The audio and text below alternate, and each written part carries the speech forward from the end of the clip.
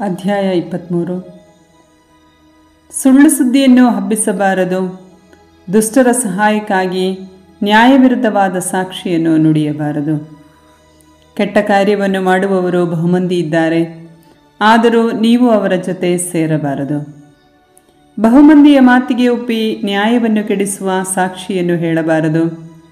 ಅಲ್ಲದೆ ಬಡವನ ಮೇಲಿನ ಕರುಣೆಯಿಂದ ಪಕ್ಷಪಾತದ ತೀರ್ಮಾನವನ್ನು ಮಾಡಬಾರದು. ನಿನ್ನ ವೈರಿಯ ಎತ್ತಾಗಲಿ ಕತ್ತೆಯಾಗಲಿ ತಪ್ಪಿಸಿಕೊಂಡು ತಿರುಗಾಡುವಾಗ ಅದು ನಿನಗೆ ಸಿಕ್ಕಿದರೆ ಅದನ್ನು ಅವನ ಬಳಿಗೆ ಹೊಡೆದುಕೊಂಡು ಹೋಗಿ ಒಪ್ಪಿಸಬೇಕು. ನಿನ್ನ ಹಗೆಯವನ ಕತ್ತೆ ಹೊರೆಯನ್ನು ತಾಳದೆ ಕೆಳಗೆ ಬಿದ್ದಿರುವುದನ್ನು ಕಂಡರೆ ಅದನ್ನು ಎಬ್ಬಿಸುವುದಕ್ಕೆ ನಿನಗೆ ಮನಸ್ಸಿಲ್ಲದಿದ್ದರೂ ಅವನಿಗೆ ಸಹಾಯ ಮಾಡಿ ಅದನ್ನು ಎಬ್ಬಿಸಲೇಬೇಕು. ನಿಮ್ಮಲ್ಲಿರುವ ಬಡವರು ನ್ಯಾಯ ಕೋರಿ ಬರುವಾಗ ಅವರಿಗೆ ನೀವು ನ್ಯಾಯ ತಪ್ಪಿಸಬಾರದು. ಮೋಸದ ಕಾರ್ಯದಿಂದ ದೂರವಿರಬೇಕು. ನಿರಪರಾಧಿಯೂ ನೀತಿವಂತನೂ ಆದ ವ್ಯಕ್ತಿಗೆ ಮರಣದಂಡನೆ ವಿಧಿಸಲೇ ಕೂಡದು. ಅಂಥ ದುಷ್ಕೃತ್ಯ ಮಾಡಿದವನಿಗೆ ನಾನು ಶಿಕ್ಷೆ ವಿಧಿಸದೆ ಬಿಡುವುದಿಲ್ಲ. ಲಂಚವನ್ನು ತೆಗೆದುಕೊಳ್ಳಬಾರದು. ಲಂಚವು ಕಣ್ಣುಳ್ಳವರನ್ನು ಕುರುಡರನ್ನಾಗಿಸುತ್ತದೆ. ನಿರಪರಾಧಿಗೆ ದೊರಕಬೇಕಾದ ನ್ಯಾಯವನ್ನು ಕೆಡಿಸುತ್ತದೆ. ಪರದೇಶಿಯವರನ್ನು ಪೀಡಿಸಬಾರದು. ನೀವು ಕೂಡ ಈಜಿಪ್ಟಿನಲ್ಲಿ ಪರದೇಶಿಯರಾಗಿದ್ದೀರಲ್ಲವೇ? ಅಂಥವರ ಮನೋವ್ಯತೆ ನಿಮಗೆ ಗೊತ್ತೇ ಇದೆ. 6 ವರ್ಷ ನಿಮ್ಮ ಹೊಲಗದ್ದೆಗಳಲ್ಲಿ ಬಿತ್ತನೆ ಮಾಡಿ ಬೆಳೆ ತೆಗೆದುಕೊಳ್ಳಿ. ಆದರೆ 7ನೆಯ ವರ್ಷ ಆ ಭೂಮಿಯನ್ನು ಬೀಳುಬಿಡಿ. ನಿಮ್ಮ ನಾಡಿನ ಬಡವರು ಅದರಲ್ಲಿ ತಾನಾಗಿ ಬೆಳೆಯುವುದನ್ನು ತಿನ್ನಲಿ. ಮಿಕ್ಕದನ್ನು ಕಾಡು ಮೃಗಗಳು ಮೇಯಲಿ. ನಿಮ್ಮ ದ್ರಾಕ್ಷಿ ತೋಟಗಳಲ್ಲಿ ಹಾಗೂ ಎಣ್ಣೆ ಮರ ತೋಪುಗಳ ವಿಷಯದಲ್ಲೂ ಅದೇ ರೀತಿಯಾಗಿ ಮಾಡಿ. ವಾರದಲ್ಲಿ ನೀವು 6 ದಿವಸ ಕೆಲಸ ಮಾಡಿ 7ನೆಯ ದಿವಸ ಯಾವ ಕೆಲಸವನ್ನೂ ಮಾಡದಿರಿ. ಆ ದಿನ ನಿಮ್ಮ ಎತ್ತುಗಳು, ಕತ್ತೆಗಳು, ದಾಸದಾಸಿಯರು ಹಾಗೂ ಪರದೇಶಿಯರು ವಿಶ್ರಮಿಸಿಕೊಳ್ಳಲಿ.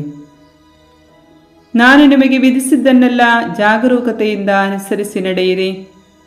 ಬೇರೆ ಯಾವ ದೇವರ ಹೆಸರನ್ನು ಸ್ಮರಿಸಬೇಡಿ, ಉಚ್ಚರಿಸಲೂ ಬೇಡಿ. ನೀವು ವರ್ಷಕ್ಕೆ 3 ಸಾರಿ ನನಗೆ ಹಬ್ಬ ಮಾಡಬೇಕು. ಹುಳಿಯಿಲ್ಲದ ರೊಟ್ಟಿ ತಿನ್ನುವ ಹಬ್ಬ ಒಂದು. ನಾನು ನಿಮಗೆ ಆಜ್ಞಾಪಿಸಿದಂತೆ ಚೈತ್ರ ಮಾಸದ ನಿಗದಿಯಾದ ಕಾಲದಲ್ಲಿ 7 ದಿವಸವೂ ಹುಳಿಯಿಲ್ಲದ ರೊಟ್ಟಿಯನ್ನು ತಿನ್ನಬೇಕು. ಏಕೆಂದರೆ ಆ ಮಾಸದಲ್ಲೇ ನೀವು ಈಜಿಪ್ಟಿನಿಂದ ಹೊರಟು ಬಂದದ್ದು. ನನ್ನ ಸನ್ನಿಧಿಗೆ ಬರುವ ಪ್ರತಿಯೊಬ್ಬನೂ ಕಾಣಿಕೆಯಿಲ್ಲದೆ ಬರೀ ಕೈಯಲ್ಲಿ ಬರಕೂಡದು. ಅಲ್ಲದೆ ನೀವು ಬಿತ್ತನೆ ಮಾಡಿದ ಹೊಲಗದ್ದೆಗಳಲ್ಲಿ ಮೊದಲನೆಯ ಫಲ ದೊರೆತಾಗ ಸುಗ್ಗಿಯ ಹಬ್ಬವನ್ನು ಆಚರಿಸಬೇಕು. ವರ್ಷದ ಕೊನೆಯಲ್ಲಿ, ಅಂದರೆ ಹೊಲ ತೋಟಗಳಿಂದ ನೀವು ಬೆಳೆಯನ್ನು ಕೂಡಿಸುವಾಗ ಸುಗ್ಗಿಯ ಹಬ್ಬವನ್ನು ಆಚರಿಸಬೇಕು. ಹೀಗೆ ವರ್ಷಕ್ಕೆ 3 ಸಾರಿ ನಿಮ್ಮ ಗಂಡಸರೆಲ್ಲರೂ ಸರ್ವೇಶ್ವರನೂ ದೇವರೂ ಆದ ನನ್ನ ಸನ್ನಿಧಿಗೆ ಬರಬೇಕು. ನನಗೆ ಬಲಿಯನ್ನು ಅರ್ಪಿಸುವಾಗ ಆ ಬಲಿಪ್ರಾಣಿಯ ರಕ್ತದೊಡನೆ ಹುಳಿಯಾದ ಹಿಟ್ಟನ್ನು ಸಮರ್ಪಿಸಬಾರದು. ನನ್ನ ಹಬ್ಬದಲ್ಲಿ ನೀವು ನನಗೆ ಸಮರ್ಪಿಸಬೇಕಾದ ಪ್ರಾಣಿಯ ಕೊಬ್ಬನ್ನು ಮಾರನೆಯ ದಿನದವರೆಗೂ ಇಡಲೇ ಕೂಡದು. ನಿಮ್ಮ ಬೆಳೆಯ ಪ್ರಥಮ ಫಲದಲ್ಲಿ ಅತಿ ಶ್ರೇಷ್ಠವಾದುದನ್ನು ನಿಮ್ಮ ದೇವರು ಸರ್ವೇಶ್ವರನೂ ಆದ ನನ್ನ ಮಂದಿರಕ್ಕೆ ತರಬೇಕು. ಮರಿಯನ್ನು ಅದರ ತಾಯಿಯ ಹಾಲಿನಲ್ಲಿ ಬೇಯಿಸಬಾರದು. ಇಗೋ, ದಾರಿಯಲ್ಲಿ ನಿಮ್ಮನ್ನು ಕಾಪಾಡುವುದಕ್ಕೆ ಹಾಗೂ ನಾನು ಗೊತ್ತು ಮಾಡಿರುವ ಸ್ಥಳಕ್ಕೆ ನಿಮ್ಮನ್ನು ಕರೆದು ತರುವುದಕ್ಕೆ ಒಬ್ಬ ದೂತನನ್ನು ನಿಮ್ಮ ಮುಂದೆ ಕಳುಹಿಸುತ್ತೇನೆ. ನೀವು ಆತನಲ್ಲಿ ಲಕ್ಷ್ಯವಿಟ್ಟು ಆತನ ಮಾತಿಗೆ ಕಿವಿಗೊಡಬೇಕು. ಆತನಿಗೆ ಅವಿಧೇಯರಾಗಿ ಇರಬಾರದು, ಏಕೆಂದರೆ ಆತ ಬರುವುದು ನನ್ನ ಹೆಸರಿನಲ್ಲಿ. ನೀವು ಅವಿಧೇಯರಾದರೆ ಆತನ ನಿಮ್ಮನ್ನು ಕ್ಷಮಿಸಲಾರನು. ನೀವು ಆತನ ಮಾತನ್ನು ಶ್ರದ್ಧೆಯಿಂದ ಆಲಿಸಿ ನನ್ನ ಆಶಯಗಳನ್ನೆಲ್ಲ ಪಾಲಿಸಿದರೆ ನಾನು ನಿಮ್ಮ ಶತ್ರುಗಳಿಗೆ ಶತ್ರುವಾಗಿಯೂ ನಿಮ್ಮನ್ನು ಪೀಡಿಸುವವರನ್ನು ಪೀಡಿಸುವವನಾಗಿಯೂ ಇರುವೆನು. ನನ್ನ ದೂತನು ನಿಮ್ಮ ಮುಂದೆ ನಡೆದು ಅಮೋರಿಯರು, ಹಿತ್ತಿಯರು, ಪೆರಿಜಿಯರು, ಕಾನಾನ್ಯರು, ಹಿವ್ವಿಯರು ಹಾಗೂ ಯೆಬೂಸಿಯರು ಇರುವ ನಾಡಿಗೆ ನಿಮ್ಮನ್ನು ಸೇರಿಸುವೆನು. ಅವನ್ನಾದರೂ ನಾನು ನಿರ್ಮೂಲ ಮಾಡುವೆನು. ಅವರ ದೇವತೆಗಳನ್ನು ನೀವು ನಮಸ್ಕರಿಸಬಾರದು.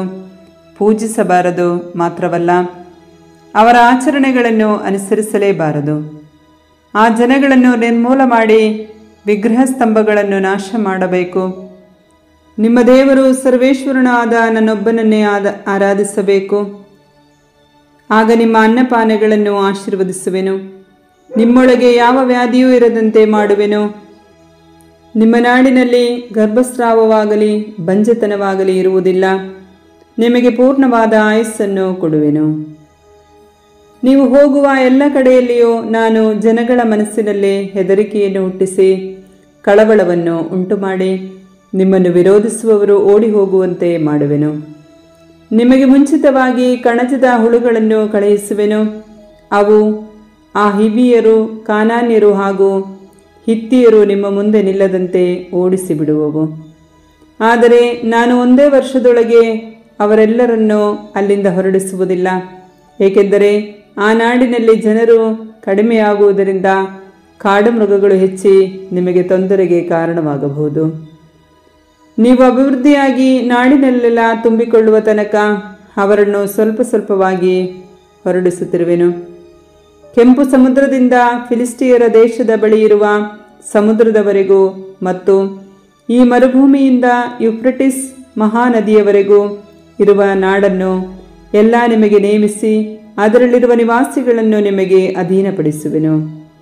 ನೀವು ಅವರೊಡನೆಯಾಗಲಿ ಅವರ ದೇವತೆಗಳೊಡನೆಯಾಗಲಿ ಯಾವ ವಿಧವಾದ ಒಪ್ಪಂದವನ್ನು ಮಾಡಿಕೊಳ್ಳಬಾರದು. ಅವರು ನಿಮ್ಮ ನಾಡಿನಲ್ಲಿ ವಾಸವಾಗಿರಬಾರದು. ವಾಸವಾಗಿದ್ದರೆ ನನಗೆ ವಿರೋಧವಾಗಿ ನಿಮ್ಮಲ್ಲಿ ದ್ರೋಹ ಬುದ್ಧಿಯನ್ನು ಹುಟ್ಟಿಸಬಹುದು. ನೀವು ಅವರ ದೇವತೆಗಳನ್ನು ಪೂಜಿಸಿದರೆ ಆ ಪೂಜೆಯೇ ನಿಮಗೆ ಉರುಲಾಗುವುದು.